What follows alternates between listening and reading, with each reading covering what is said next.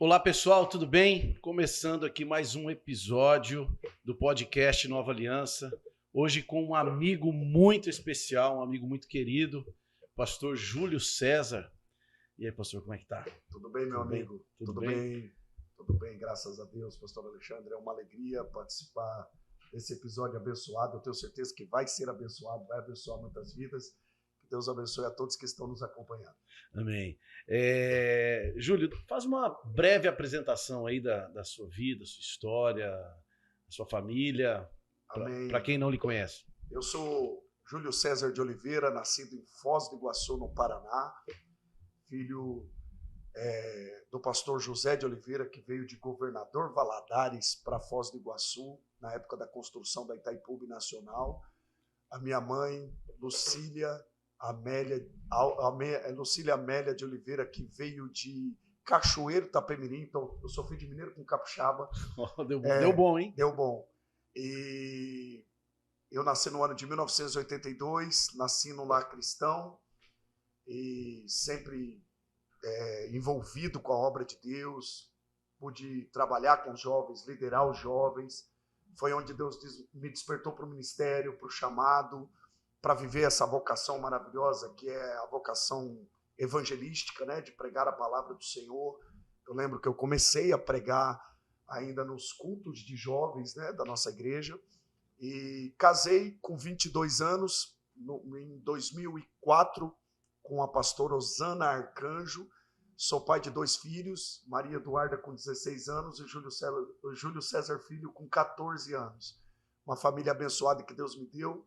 E eu estou há 18 anos, completando agora no mês de novembro, 19 anos de itinerância, viajando pelo Brasil, outras nações, pregando a palavra de Deus, pregando o evangelho do reino, o evangelho da graça, pregando que Cristo cura, liberta, transforma, batiza e leva para o céu.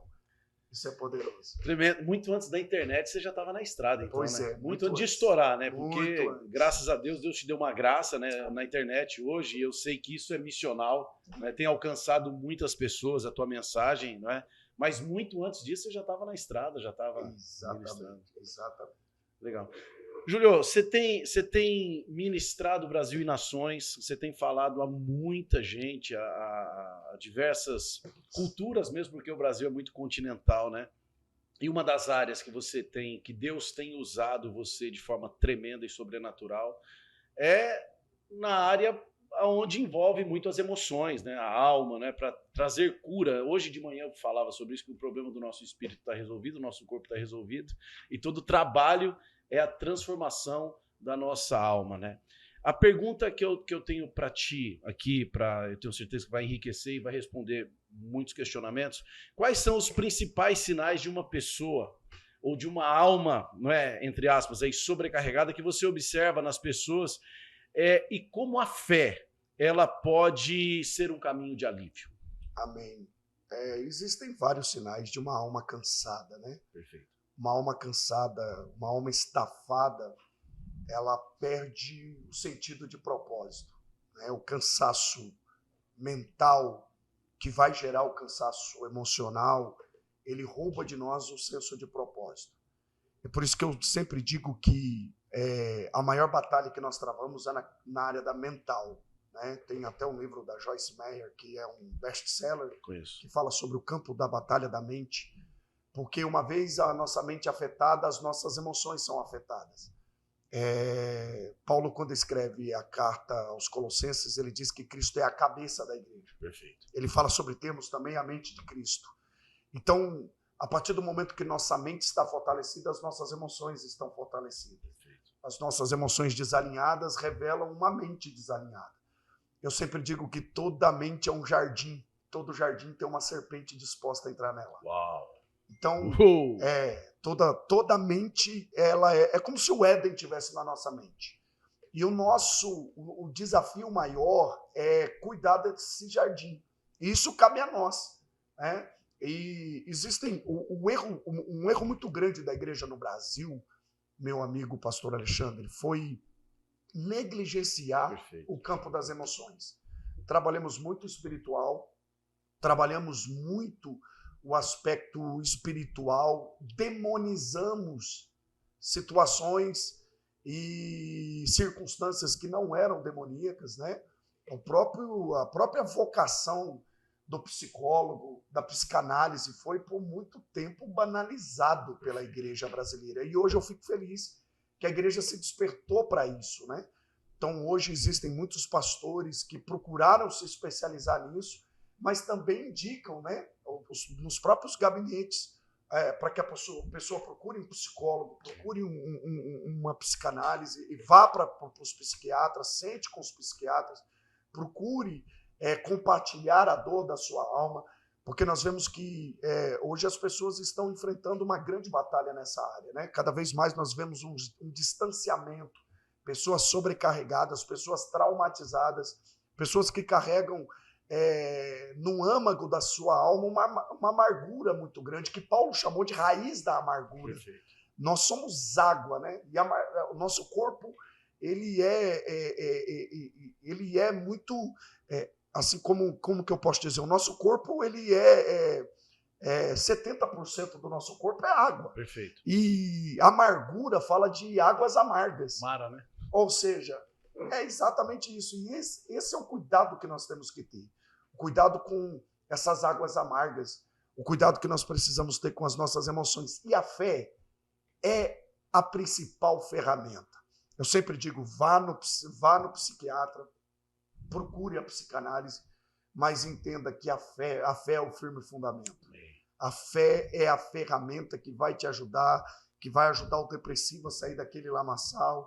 As ferramentas que temos aí à disposição, que a ciência disponibiliza, vai ajudar, né? A meditação, o cuidado com o corpo, o cuidado com o físico, uma caminhada, o exercício físico é maravilhoso, mas o cuidado com a fé é maravilhoso. Você se alimentar da fé para que você possa se sentir forte e se sentir fortalecido emocionalmente. Exatamente isso que eu ia perguntar para você. Coloquei aqui no meu bloco de notas. Como você enxerga o papel da oração, não é, nesse cuidado ou nesse autocuidado emocional? Esses dias eu estava vendo um cientista, cara, um cientista americano falar do poder da oração, o quanto a oração é poderosa, né, para a mente do indivíduo, né? Então, a pergunta é, como você enxerga o papel da oração quando a gente fala de autocuidado, né? Maravilha. Filipenses capítulo de número 4 diz assim, verso 6, não estejais inquietos por coisa alguma.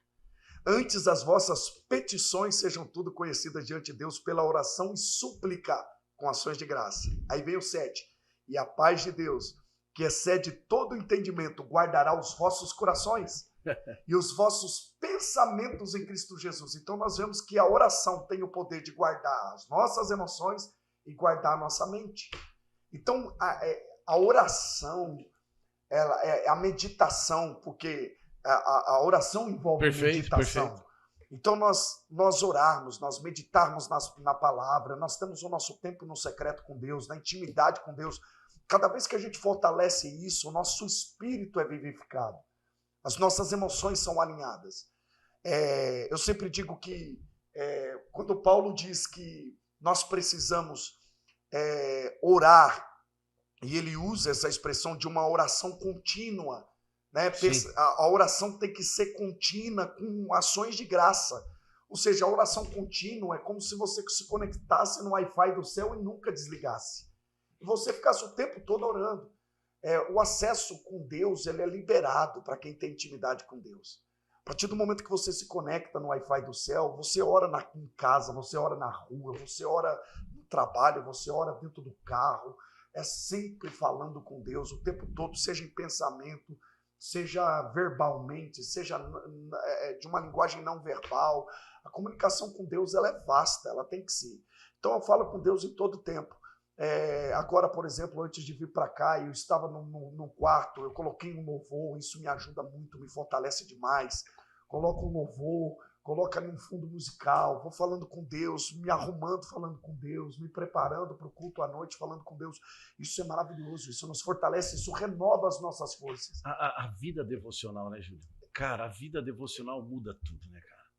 você ter uma prática de devoção, né? Você ter uma prática de um tempo a sós com Deus é fundamental na nossa jornada de fé. E como isso é o que você está falando, como isso nos abençoa, né? Você traz o texto bíblico e como isso nos protege, como isso nos guarda, né, amigo? Guarda demais. Paulo, ele escreve essa carta para a igreja de Filipos, porque a igreja de Filipos estava sendo atacada, estava sendo bombardeada. E a intenção de Paulo é fortalecer a união. A intenção de Paulo é fazer com que a igreja esteja cada vez mais alicerçada. Porque uma igreja alicerçada, os ataques que vêm de fora não têm poder de pará-la. E Paulo vai dizer Paulo diz, né, em Filipenses capítulo de número 4, que a oração guarda. Ou seja, a oração ela é protetiva.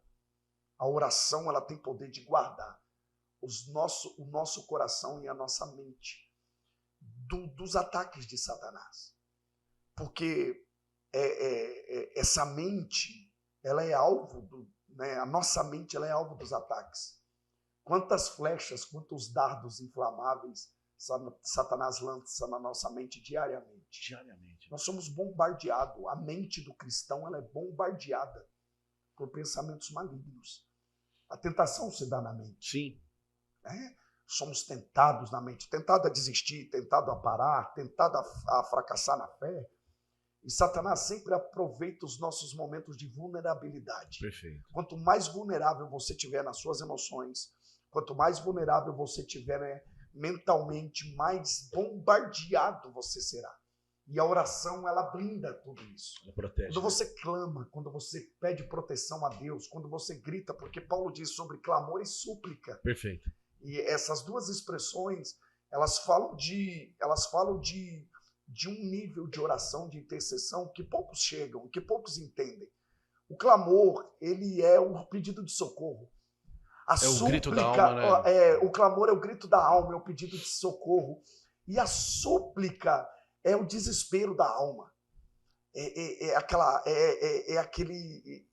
Aquele momento que a gente não tem mais para onde correr, que é um momento de uma dependência única de Deus. E quando a gente chega nesse nível, todo o levante de Satanás cai por terra. Toda a artimanha do maligno cai por terra. Então a oração nos blinda, né? É muito bom estarmos frequentemente falando com Deus. Júlio, quando eu olho para as escrituras, eu gosto muito, sou fã de José, cara. Sou muito fã de José. E como José era forte emocionalmente, né, cara? A jornada de José, né? Quando Deus dá a visão a José, ainda em casa, ainda um adolescente ali em casa e tal, e Deus dá uma visão para ele, dá um sonho para ele, né? E o sonho é um sonho de governo, né? É um sonho de governo mesmo, né? E a vida de José, começando ali em Gênesis 37, a vida de José, parece que cada passo, depois que ele vai até Dotã ali procurar os seus irmãos, cada estação, eu gosto de usar estação, cada estação ali na vida de José, parece que José está se afastando daquilo que Deus tinha para ele, né? Porque a jornada, às vezes, ela trabalha de maneira diferente, Deus trabalha de várias formas conosco, né? Agora,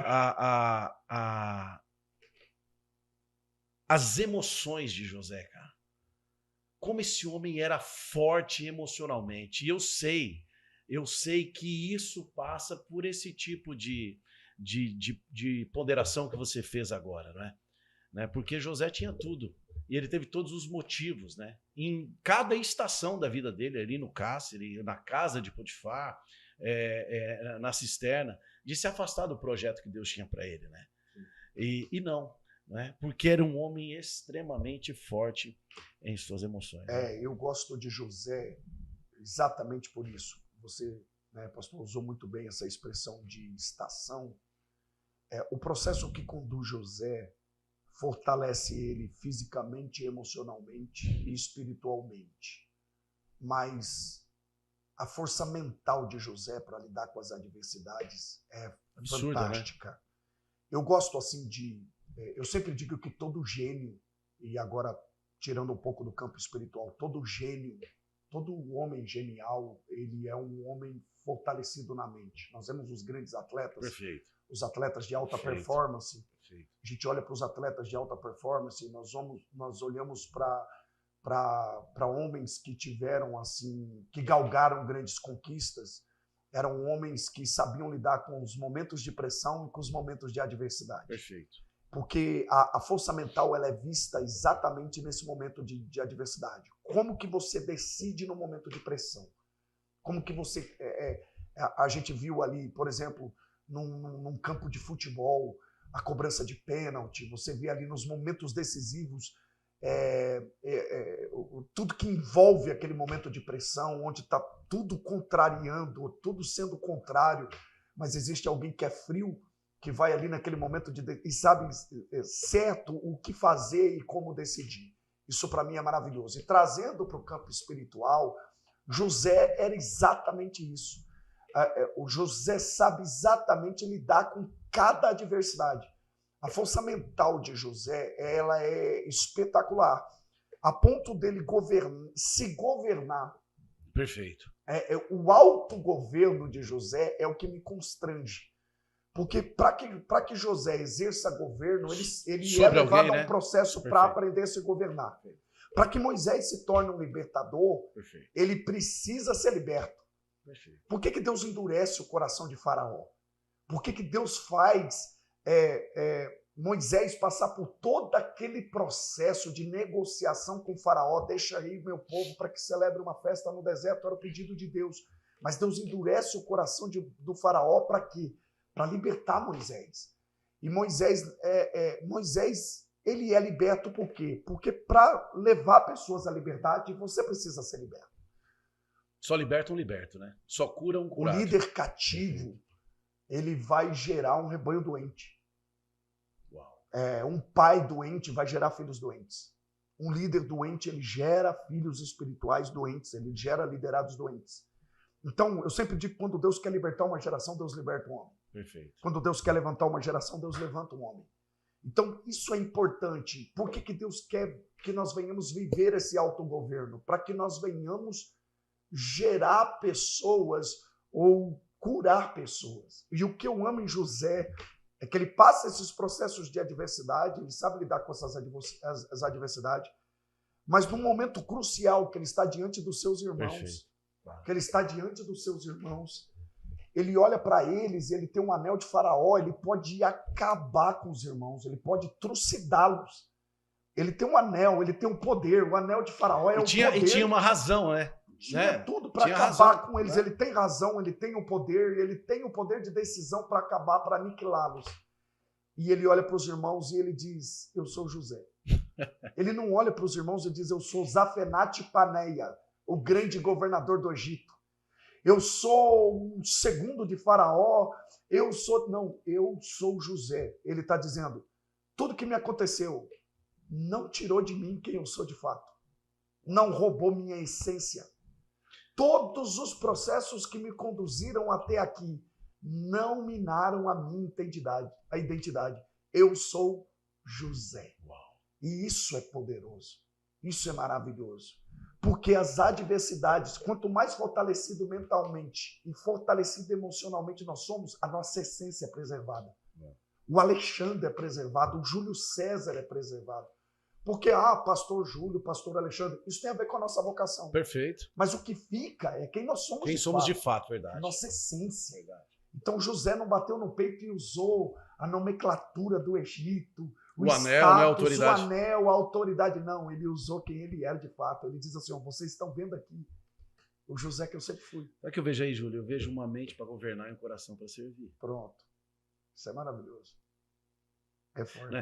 Ele por fora, ele até tá com a roupa do faraó, né, cara? Ele tá com a estrutura externa, porque ele tinha esse direito e até precisava se comportar dessa maneira, né? Mas a essência dele está fortalecida. Né? Ele só melhorou. Ele continua sendo o mesmo. E José, assim como tantos homens de Deus, provam que nós precisamos ter um senso de propósito que nos coloque acima das adversidades. Exemplo, eu gosto muito de falar sobre a águia. E a águia, ela é uma das nossas tipologias, né? Como cristãos, Isaías disse isso, que os que esperam no Senhor renovarão as suas forças. A águia, ela é uma ave de rapina, ela voa acima das circunstâncias. Então nós temos nós temos que estar com o nosso coração fortalecido, a nossa mente renovada. Nós temos que estar com esse senso de propósito cada vez mais aguçado para que nós venhamos lidar com os desafios que estão na nossa frente. E pode ter certeza, já reparou, você que está aí acompanhando esse podcast, você já percebeu que quanto mais fiel a Deus, maior o nível de batalha que você enfrenta? Que quanto mais fiel a Deus você é, maior o nível de batalha que você enfrenta? Por que isso acontece? Porque Deus está fortalecendo você. As adversidades e os desafios nos fortalecem de dentro para fora. Então, quanto maior é o lugar que Deus vai nos colocar, quanto maior é o lugar que Deus tem para nos levar, maior vai ser o processo que Ele vai nos conduzir, mais desafiador vai ser esse processo. Então, assim, a minha visão e o meu senso de propósito indicam que eu não estou onde eu preciso chegar. Eu não estou no meu lugar de destino ainda. Perfeito. Mas eu estou caminhando para lá. É isso que me move. Deixa eu te fazer mais uma pergunta aqui para a gente encerrar. Você vai ministrar daqui um pouquinho.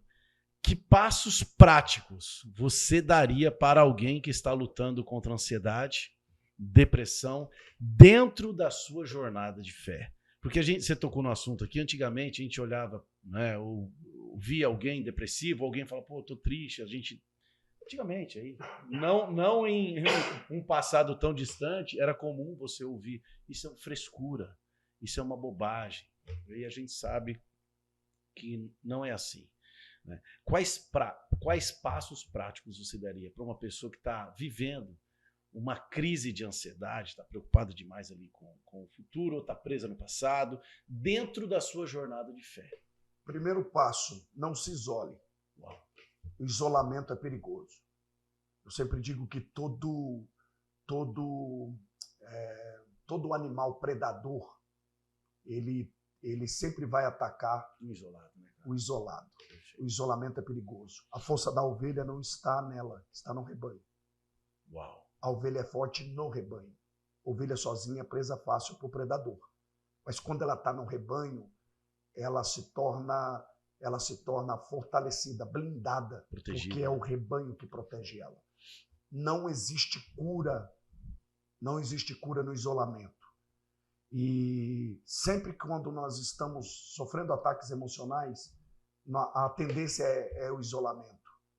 Por que Jesus, na noite que foi traído, ele foi para uma mesa? Porque ele sabia que se ele isolasse, o nível de guerra seria maior. Seria mais difícil, né? Seria mais difícil. É melhor você sentar na mesa com traidor, estar cercado de amigos. Meu Deus. É melhor você sentar na mesa com traidor, estar cercado de amigos, do que se isolar do traidor dos amigos, porque daí você já se perdeu. Então nós precisamos estar juntos, porque não há cura no isolamento. Esse é o primeiro passo. Segundo, compartilhe. Coloque para fora. Tudo que você silencia te adoece.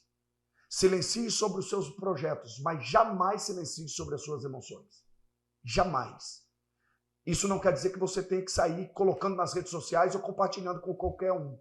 Você precisa de sabedoria da parte de Deus para compartilhar com a pessoa certa. Os lugares seguros. Com lugares seguros, certo. Com lugares de refúgio. Sim. Então, compartilhe. Jamais carregue esse peso sozinho.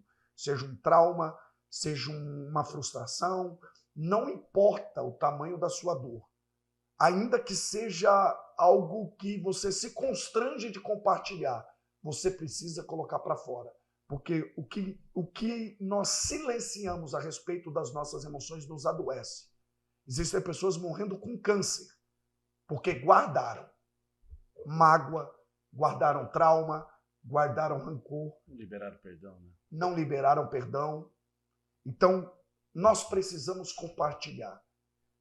É importante compartilhar, seja com seu líder, seja com seu pastor, seja com o psicólogo, não importa. Compartilhe. Deus vai te dar sabedoria para compartilhar. Terceiro, faça uma autoanálise. é importante. Paulo diz, examina-se, pois, o homem a si mesmo. O sábio não olha para fora, o sábio olha para dentro de si. Então é muito bom nós pararmos para refletir e olharmos para nós. Como nós estamos? Um mergulho para dentro, né? É bom você olhar para dentro de si e ver como estão as suas emoções, como está o seu espiritual, como está o seu físico, né? Para que você não negligencie as áreas que você precisa tratar. Porque a área que você negligencia é a área que vai te adoecer. Perfeito. Então, a área que você negligencia é a área que vai te adoecer. Então, a autoanálise é muito importante. Quarto, sirva. Você não é curado para servir. Você é curado enquanto serve. Uau. Uau. Pega um ansioso, ou você que está sendo, quem sabe, corroído pela ansiedade, faça uma visita a um hospital. Vá orar por alguém que está à base de morfina agora, para você ver se você não sai de lá curado. Uau. Pega um depressivo, você que está depressivo, desça na periferia da sua cidade, vá num lugarzinho bem humilde, encontre lá uma família, abrace uma criança que está precisando de um abraço agora, leve uma cesta básica, coloque um pão naquela mesa. Seja generoso para você ver se você não vai sair de lá curado. Então existe cura no serviço. Nós fomos chamados para servir uns aos outros. Perfeito. Então, à medida que nós servimos, nós somos curados. Jesus, na noite que foi traído, foi para uma mesa servir. Jesus, na noite da traição, na noite que foi traído, ele foi para uma mesa servir. E por último, seja grato. Porque Jesus, na noite que foi traído, tomou o pão e deu graças. Ele não tinha motivo nenhum para agradecer. Ele estava indo para uma cruz e ele estava sendo traído. Mas ele achou motivo para agradecer. Então, observe a sua volta. Você tem mais motivo para agradecer do que imagina. A gratidão é Meu Deus. A gratidão, ela tem um poder de cura extraordinário. Maravilhoso. Eu sou grato a Deus todos os dias. Júlio, nós fazemos lá em casa, cara. Toda sexta-feira nós temos a caixa da gratidão. Nós fazemos nosso tempo de mesa em família e a Fabiane não deixa passar, cara. Uau. Que remédio extraordinário. Maravilhoso. Maravilhoso. Agradecer a Deus pelos filhos, agradecer a Deus pela família. Saúde. Pela saúde.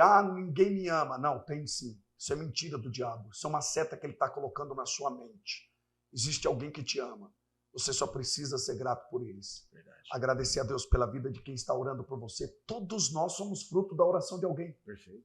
Todos nós somos fruto da intercessão de alguém. Perfeito. Todos nós somos fruto do amor de alguém. É que a gente foca mais em quem está contra nós do que quem está a nosso favor.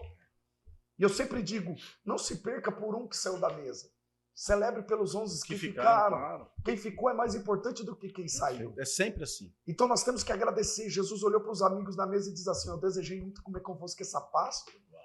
Eu desejei estar com vocês aqui. A noite da traição, eu desejei estar com vocês. Ou seja, eu estou sendo intencional. Por isso que eu digo, seja intencional em agradecer. Seja intencional em estar cercado de pessoas maravilhosas. Seja intencional. Porque assim como existem pessoas que ferem, existem pessoas medicinais. Uau! E pessoas medicinais curam. É verdade, cara. Pessoas medicinais curam. Então isso é poderoso. Você líder, você pastor que está assistindo esse podcast agora, não se isole. Não se sinta o suprassumo da santidade. Não se ache o forte demais. É uma tendência pastoral. Demais. Eu vejo muitos pastores, muitos líderes que... Pastor Alexandre, eu estava aqui, você me ligou, vamos ter um tempo de mesa, vamos estar juntos. Sim. A gente tem que provocar isso. Tem. Mesmo a gente tem que ser intencional. Porque nós somos aqueles que nós damos mais valor à mesa do que ao púlpito. Claro, né? Vamos ligar, vamos estar junto. Sabe, você me abençoa, eu te abençoo de alguma maneira, né? Isso é maravilhoso, amigo. Meu mano, brigadaço por esse tempo. Você é brother do coração. Obrigado por esse tempo. Nós aqui nos sentimos amados por você, não é? Eu sei disso. E obrigado por esse tempo. Que o Senhor continue abençoando o seu ministério. Que o Senhor continue abençoando sua casa, cara, sua esposa, seus filhos. Você é muito precioso, Amém. você é uma pedra preciosa para o Brasil e para as Amém. nações. Amém. Tamo junto. Tamo Muito junto. obrigado. Deus abençoe. Valeu, pessoal.